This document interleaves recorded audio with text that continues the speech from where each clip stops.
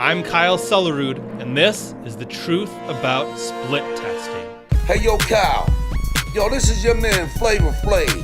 Hey, yo, I want you to speak the truth, you know what I'm saying? For real, G, and I know that you do speak the truth. You know what I'm saying? I want to hear it, and the whole world wants to hear it. All right, Kyle? So, yo, speak the truth, G. What is split testing? Split testing is the process of taking two or more components of a campaign and splitting the traffic so you can see which component performs better. You can split test things like ads and landing pages.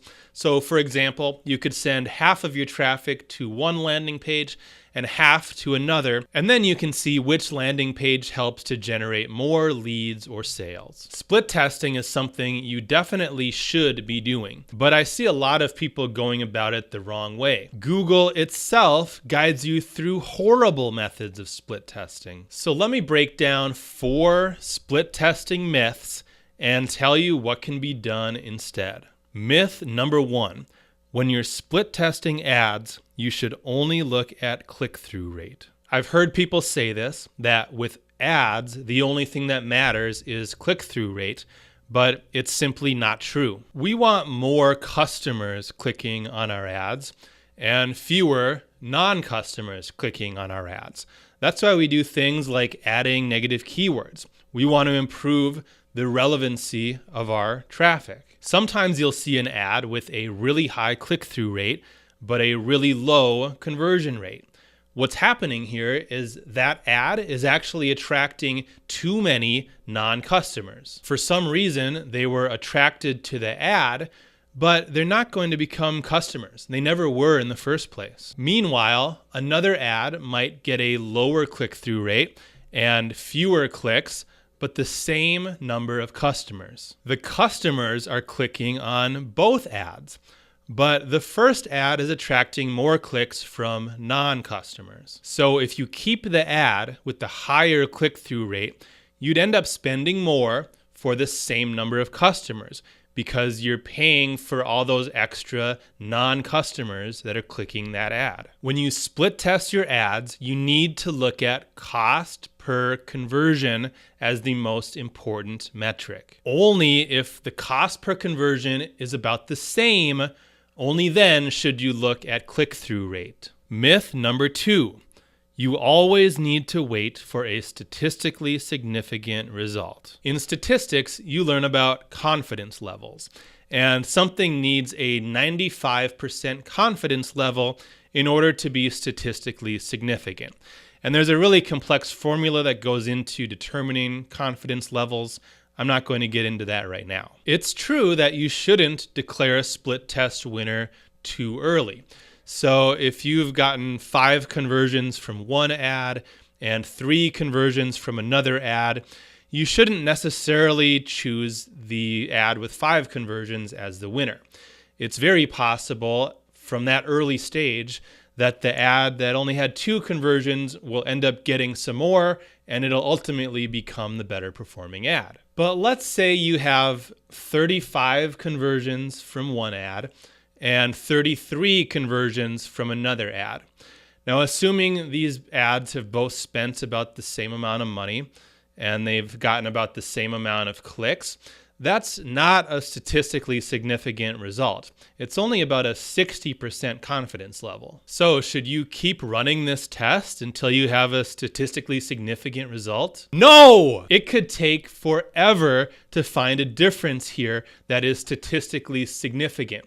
It might never happen. Obviously, the ads are performing about the same, so just pick one and move on. When I'm split testing ads, I want to find something that's going to give me significantly better results. That doesn't mean waiting around for statistical significance. Instead, I'm just looking for big differences. If I don't see big differences, then I'm trying something new. Speaking of big differences, myth number 3. Tiny changes can make a big impact when split testing ads. There are gurus who talk about things like using a period in an ad versus not using a period. And they say that this could lead to a significantly better result. And they'll even show examples of this happening. If you really think something like that is worth testing, do this instead. Put 2 identical ads in one of your ad groups. You'll see that even with identical ads, you'll get different results. Sometimes these results can even look significant. But again, these are identical ads. The differences just happen sometimes when you're dealing with numbers. The most progress will be made when you test big changes. Test completely different ads and landing pages. Once you find a winner that just can't be beat, only then should you worry about testing smaller changes. And when I say smaller changes, I mean like different headlines, different pictures on your landing page, maybe different words here and there. I'm not talking about tiny changes like the punctuation in an ad or the color of a button on a landing page. These things are just simply not worth testing. Myth number 4, you should test a lot of ads or landing pages at the same time. So for starters, Google is not going to rotate 10 ads evenly for you. Even if you tell the system not to optimize your ads, you'll find that some of your ads actually do get preference.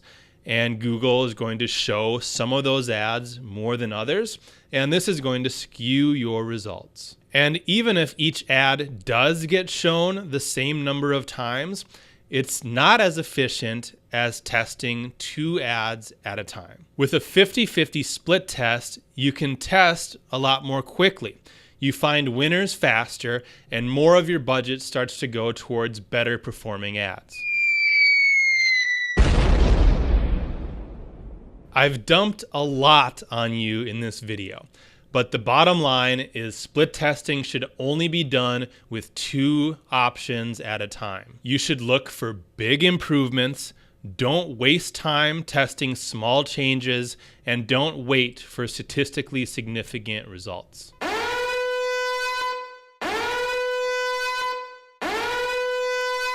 Check out my advanced Google Ads training for more information about what to do and what not to do when managing Google Ads campaigns.